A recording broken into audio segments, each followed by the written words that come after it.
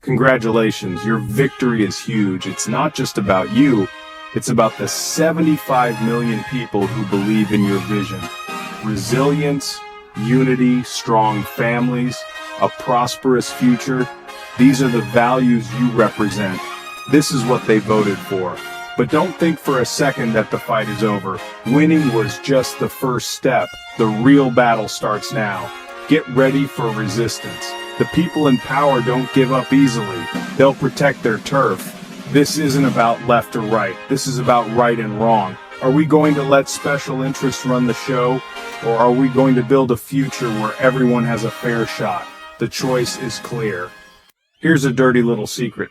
Some leaders like it when people feel helpless. Why? Because it makes them easier to control. It's called victim mentality, and it's a powerful tool for those who want to stay in power. Here's how it works.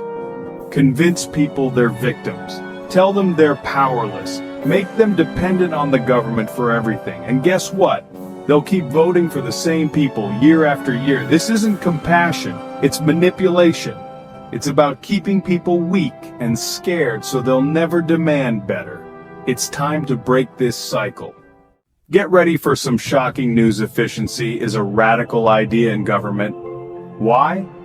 Because the current system is designed to be wasteful. It's about keeping those sweet contracts flowing to the right people. You want to streamline operations, cut costs, expose unnecessary spending. Watch out. You're messing with a lot of people's money, and they won't be happy about it. But here's the thing. Every dollar wasted is a dollar stolen from taxpayers. It's time to put an end to the gravy train. We all love a free press, right? But let's be honest, the media isn't always our friend. Sometimes it's more interested in ratings than truth, and sometimes it's downright cozy with the powers that be. Don't be surprised when the media twists your words. Don't be surprised when they dig up dirt on you. Don't be surprised when they try to scare the public with misleading stories. Here's the bottom line. Don't trust everything you read. Think for yourself. Question everything. Section 5, selling out, a betrayal of trust. What happens when a leader sells out?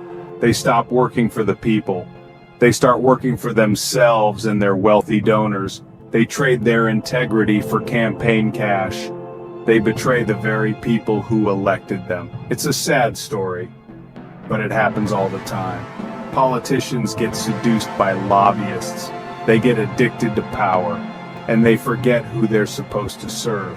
This is what corruption looks like. It's not always about bribes and backroom deals. Sometimes it's as simple as choosing self-interest over the public good. Section 6. The trap of dependency. Welfare programs are supposed to help people get back on their feet, but sometimes they do the opposite. They create a culture of dependency. They trap people in a cycle of poverty. This isn't about blaming the poor. It's about fixing a broken system. A system that often keeps people reliant on government handouts instead of empowering them to become self-sufficient. The goal shouldn't be to make people dependent on the government. The goal should be to give them the tools they need to succeed on their own. Section 7, transparency, the path to accountability. Sunlight is the best disinfectant. When government operates in the shadows, corruption thrives. But when everything is out in the open, it's much harder to get away with shady dealings. Transparency isn't just about making information public. It's about making it easy to find and understand. It's about empowering citizens to hold their leaders accountable. This is how we restore trust in government. This is how we make sure that the people's business is done in the light of day. Section 8. Empowering self-sufficiency. True compassion isn't about handouts. It's about empowerment. It's about giving people the tools they need to build a better life for themselves and their families. This means investing in education. It means providing job training.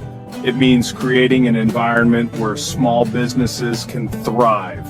It's time to move away from a culture of dependency and towards a culture of self-reliance. It's time to unleash the potential of every citizen. Section 9. The fight continues.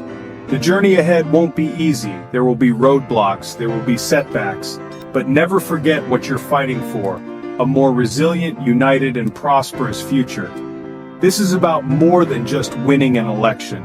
It's about building a better world for our children and grandchildren. So let's get to work.